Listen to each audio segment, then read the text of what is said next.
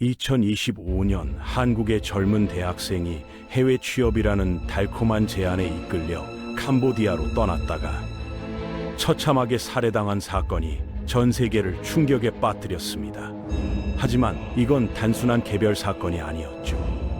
이 한 건의 죽음이 전 세계 150억 달러의 규모의 거대한 범죄 제국을 드러내게 됐고, 미국과 영국, 심지어 중국까지 나서서 현대 역사상 최대 규모의 국제 공조 수사에 착수하게 만들었습니다.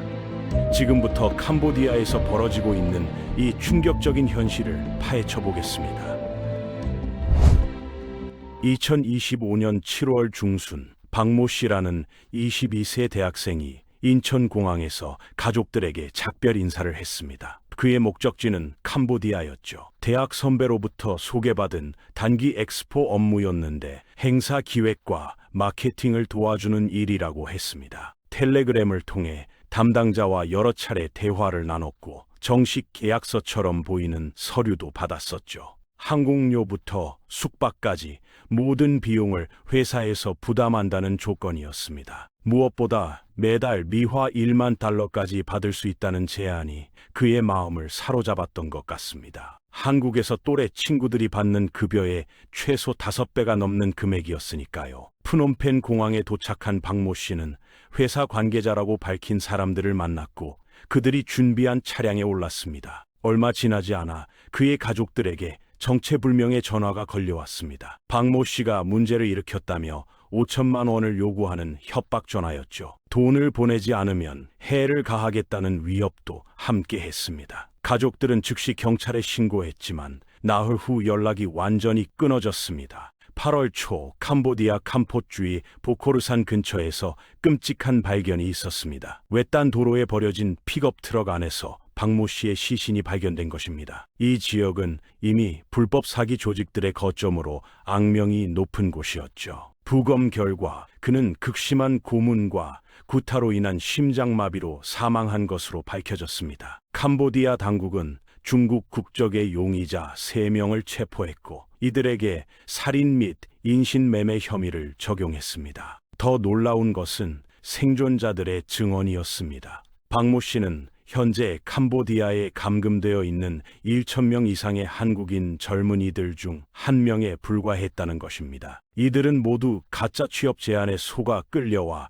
강제로 사기 조직에서 일하고 있었죠. 탈출을 시도하거나 저항하면 무자비한 폭력이 기다리고 있었습니다. 피해자들은 한국인뿐만 아니라 중국, 베트남, 필리핀 등 다양한 국적의 사람들이 포함되어 있었습니다. 구출된 피해자들이 공개한 영상에서는 놀랍도록 유사한 모집 패턴이 드러났습니다. 소셜미디어와 텔레그램을 통한 접촉, 고수익 해외 취업이라는 미끼, 그리고 캄보디아 도착 후 즉시 시작되는 강제 노동이라는 수순이었죠. 심지어 일반 한국 관광객들도 캄보디아 입국과 동시에 고액 알바를 제안하는 수상한 메시지를 받았다고 신고하기 시작했습니다. 이는 이 범죄 조직들이 여행객들의 개인정보에 광범위하게 접근할 수 있음을 의미했습니다. 그런데 도대체 캄보디아에서는 어떤 일이 벌어지고 있는 것일까요? 이런 대규모 범죄 조직을 가능하게 만든 배경은 무엇일까요? 1970년대 베트남 전쟁 시기로 거슬러 올라가 보겠습니다.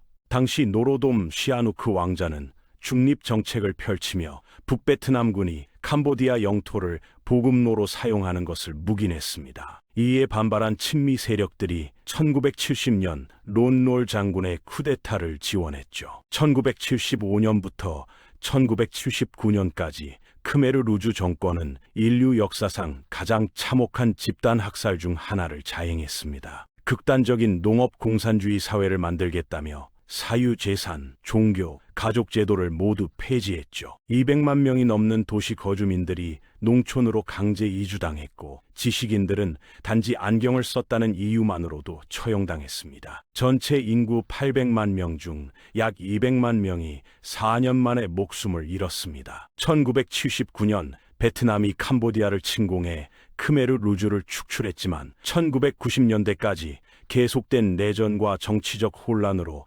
캄보디아는 극심한 빈곤과 불안정 속에 빠졌습니다. 국고는 바닥났고 법률 시스템은 붕괴됐으며 공무원들의 급여는 생계를 유지하기도 어려운 수준이었죠. 2000년대 들어 중국에 막대한 투자가 몰려들었지만 부패 문제가 해결되지 않은 상태에서 이뤄진 개발이었습니다. 시하누크빌과 골든 트라이앵글 같은 특별 경제구역에 카지노와 고급 호텔들이 들어섰지만 동시에 규제가 느슨한 이 지역들이 중국 범죄 조직들의 새로운 터전이 되기 시작했습니다. 결정적인 전환점은 2018년에 찾아왔습니다. 중국의 시진핑 주석이 대대적인 부패 척결 운동을 강화하며 범죄 조직들을 압박하기 시작한 것이죠. 중국 내에서 설 자리를 잃은 범죄 조직들이 해외 피난처를 찾기 시작했는데 캄보디아가 가장 매력적인 선택지였습니다. 느슨한 규제, 부패한 공권력, 그리고 이미 구축된 도박 인프라까지 갖춘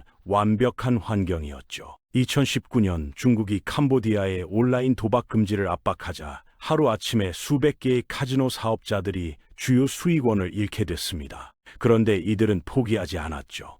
같은 건물, 같은 인프라를 그대로 활용해 사이버 범죄와 인신매매 사업으로 전환한 것입니다. 코로나19 팬데믹은 이런 전환을 더욱 가속화시켰습니다. 여행과 합법적 도박이 중단되면서 온라인 사기, 특히 암호화폐 관련 사기가 훨씬 수익성이 높고 단속하기 어렵다는 것을 발견했거든요. 이 거대한 범죄 제국의 중심에는 프린스 그룹이라는 조직이 있습니다. 천즈라는 37세 중국 출신 인물이 설립한 기업 집단으로 그는 영국과 캄보디아 이중 국적을 보유하고 있죠. 현재 미국과 영국에서 전신 사기와 자금 세탁 혐의로 기소됐지만 여전히 도주 중입니다. 프린스 그룹은 캄보디아에서 부동산, 은행업, 카지노, 인프라 분야를 장악하며 막대한 사업 제국을 구축했습니다. 겉으로는 완전히 합법적인 기업처럼 보였습니다. 천즈는 코로나19 구호를 위해 수백만 달러를 기부하고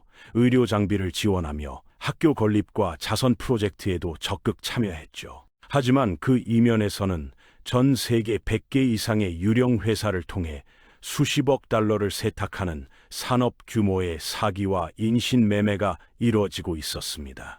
미국과 영국 당국에 따르면 프린스 그룹의 사기 작전은 30개국 이상에 걸쳐 있으며 수천 명의 강제 노동자들이 고도로 보안이 강화된 구역에서 온라인 사기를 실행하고 있다고 합니다. 그렇다면 구체적으로 어떤 사기들이 벌어지고 있을까요? 가장 대표적인 것이 돼지도살 사기입니다. 중국어로 돼지판 죽이기라는 뜻인데 사기꾼들이 피해자를 도살 전 돼지처럼 살찌우는 과정을 묘사한 표현이죠. 데이팅 앱이나 SNS에서 자연스러운 메시지로 시작됩니다. 몇 주간 대화와 감정적 교류가 이어지면서 신뢰관계를 구축합니다. 그리고 서서히 가짜 투자 기회로 유도하죠. 처음에는 소액의 수익을 실제로 인출할 수 있게 해줘서 신뢰를 쌓습니다. 그 다음에 더 큰 금액을 투자하도록 유도하고 마지막에 모든 돈을 빼앗아 버리는 것이죠. 또 다른 유형은 가짜 취업 사기입니다. 박모 씨가 당한 것처럼 고수익 해외 취업을 미끼로 젊은 구직자들을 유인합니다. 항공료 지원, 쉬운 업무 조건을 약속하지만 현지 도착과 동시에 휴대폰과 여권이 압수당하고 강제 노동에 투입되는 것입니다. 비즈니스 이메일 사기도 큰 비중을 차지합니다. 기업의 이메일 계정을 해킹하거나 위조해서 회사를 속여 사기 계좌로 송금하게 만드는 수법이죠. 2019년부터 2023년까지 전 세계적으로 500억 달러 이상의 피해가 발생했다고 FBI는 발표했습니다. 이런 모든 사기로 얻은 수익은 암호화폐를 통해 세탁되고 고급 시계, 개인 비행기, 희귀 예술품, 심지어 뉴욕 경매장의 피카소 작품까지 구매하는 데 사용됩니다. 복잡한 자금 세탁 네트워크 때문에 당국이 자금을 추적하거나 회수하는 것은 거의 불가능에 가깝죠. 여기서 탈출을 시도하는 사람들에게는 극심한 위험이 따릅니다. 생존자들의 증언에 따르면 고문, 전기 충격, 심지어 살해까지 이뤄지고 있으며 시신 처리용 화로까지 준비되어 있다고 합니다. 가장 비참한 점은 살아남기 위해 다른 무고한 사람들을 속여야 한다는 것입니다. 자신과 똑같이 절망적인 상황에 놓인 사람들을 범죄에 가담시켜야 하는 것이죠. 중국 배우 왕싱의 사례가 이런 현실을 잘 보여줍니다. 그는 위챗을 통해 합법적인 영화 제작 제안을 받고 상하이에서 방콕으로 갔다가 납치당했습니다. 태국 국경 지역에서 미얀마로 끌려가 아폴로 파크라는 시설에 감금됐죠. 머리를 삭발당하고 사기 메시지 작성을 강요받았으며 50명의 동료들과 함께 무장 경비의 감시하에 갇혀 있었습니다. 불복종 시에는 구타와 고문이 기다리고 있었죠. 박모 씨의 죽음이 알려지자 한국 정부는 신속하게 대응에 나섰습니다. 이재명 대통령이 긴급 외교 사절단을 파견했고 캄보디아행 여행 금지령을 발효시켰으며 피해자 송환을 위한 공동작전을 시작했습니다. 한국 당국은 이미 가해자들로 가득 찬 비행기를 송환시켜 인천공항에서 체포하는 성과를 거뒀죠. 출국 심사도 강화해서 젊은 여행자들의 캄보디아 여행 목적을 철저히 확인하고 있습니다. 놀라운 것은 미국과 영국이 현대 역사상 최대 규모의 공동 금융조사에 착수했다는 점입니다. 미국 재무부에 따르면 작년 한 해 동안 미국인들만 160억 달러 이상을 온라인 투자 사기로 잃었는데 이 중 100억 달러 이상이 동남아시아 사기센터와 직접 연결됐다고 합니다. 영국도 비슷한 규모의 피해를 입었죠. 미국과 영국은 프린스 그룹 관련 약 150억 달러 상당의 비트코인을 동결시켰고 런던 부동산 약 130억 원 상당도 동결했습니다. 조직 범죄와 부패에 강경한 입장으로 알려진 중국이 직접 나섰다는 것은 상황이 얼마나 심각한지를 보여주죠. 중국 당국은 캄보디아에서 130명이 넘는 범죄 혐의자들을 특별 비행기로 송환시켜 법적 처벌을 받게 했습니다. 결과적으로 미국, 영국, 중국, 한국, 태국이 처음으로 같은 목표를 위해 협력하는 유례 없는 상황이 만들어졌습니다. 세계에서 가장 큰 범죄 산업 중 하나를 해체하기 위한 전 지구적 공조가 시작된 것이죠. 이 때문에 네트워크를 완전히 해체하는 것이 점점 더 어려워지고 있죠. 현재 공식 자료에 따르면 약 20만 명에 달하는 다양한 국적의 사람들이 캄보디아 사기 단지에 갇혀 있는 것으로 추산됩니다. 각국 정부가 직면한 또 다른 과제는 강제로 범죄를 저지르게 된 피해자들과 자발적으로 범죄에 가담한 사람들을 구분하는 것입니다. 피해자와 가해자 사이의 경계선이 흐려지는 복잡한 문제이거든요. 여기서 우리가 얻을 수 있는 교훈은 무엇일까요? 가장 중요한 것은 전 세계 청년들과 구직자들이 항상 경계를 늦추지 말아야 한다는 점입니다. 해외 취업 기회가 너무 비현실적으로 좋게 들린다면 그것 자체가 이미 경고 신호입니다. 개인정보를 보호하고 재산을 지키세요. 뭔가 이상하다고 느껴진다면 그 직감을 믿으시길 바랍니다. 동시에 이런 부정적 뉴스가 평범한 캄보디아 시민들에게 미칠 영향도 걱정됩니다. 이 상황이 캄보디아 전체를 대변하지는 않거든요.